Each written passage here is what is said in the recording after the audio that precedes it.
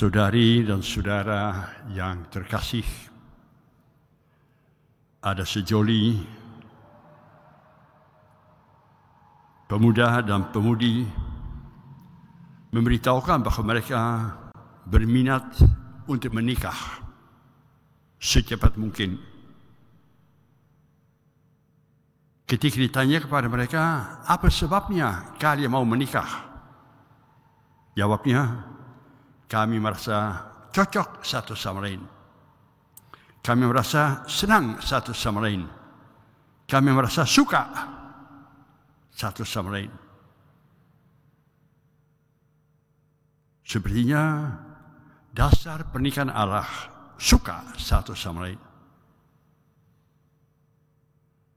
Sang pastor yang mendengar kesaksian mereka menggeleng-gelengkan kepala. Mohon maaf, saya tidak sanggup memberkati pernikahan kalian. Kaget mereka. Kok, mengapa pastor tidak mau memberkati pernikahan? Kami suka satu sama lain. Kata sang pastor, coba kalau nanti sesudah beberapa tahun tidak lagi suka satu sama lain, kumaha? Kalau merasa jatuh cinta, lebih suka dengan wanita yang lain, kumaha? Kemudian mereka diam. Rasanya sadar bahawa dasar pernikahan sebenarnya bukan hanya suka satu sama lain. Suka itu relatif. Hari ini saya suka, besok saya sebel. Itu sebabnya barangkali banyak pernikahan tidak langgeng, tetapi cepat cerai, cepat putus. Dasar pernikahan tak terpahami.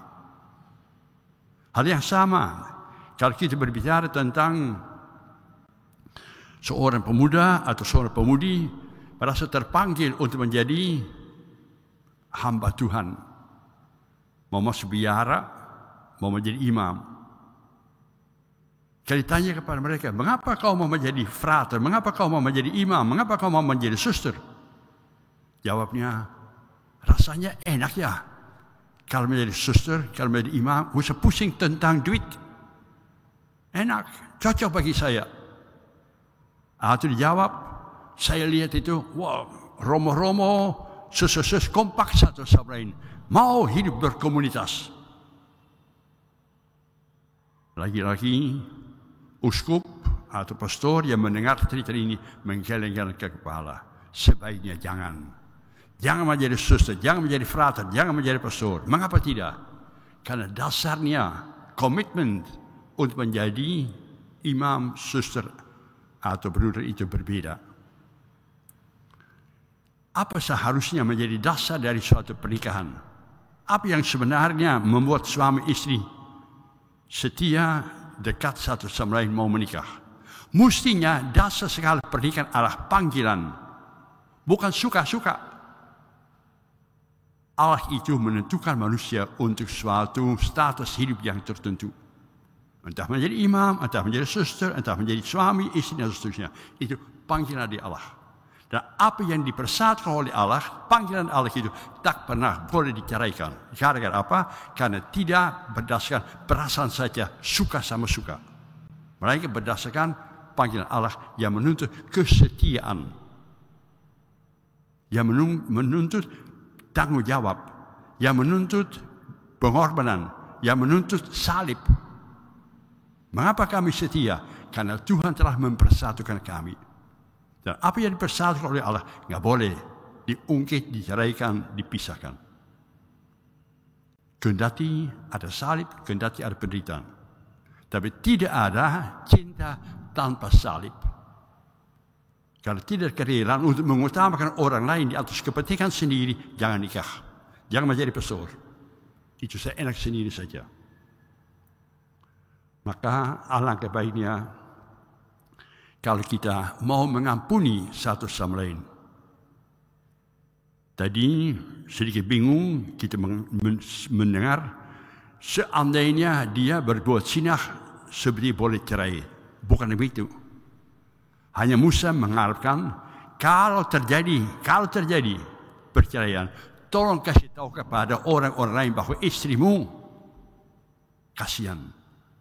Kalau dia tidak mempunyai suami, siapa mau mengurus dia? Jangan manusia hidup sendirian. Maka supaya dia bisa menikah lagi. Itu pengecualian. Tapi bagi kita seharusnya dasar pernikahan adalah panggilan dari Tuhan. Dan apa yang dipersatukan oleh Tuhan tak boleh diceraikan. Ada pengampunan. Salah dia, bukan alasan untuk cerai. Mencerong bukan alasan untuk cerai. Kita mengenal pengampunan.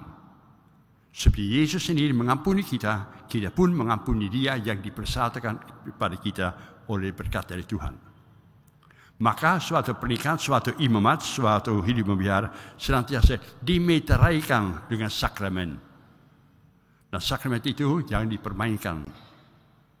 Kita menerima sakramen pernikahan, kita menerima kaul dan seterusnya.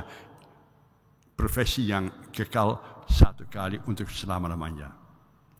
Jangan takut menikah. Bagus, nikah. Jangan seperti murid-murid Yesus mengatakan, mendingan tidak menikah. Nikahlah.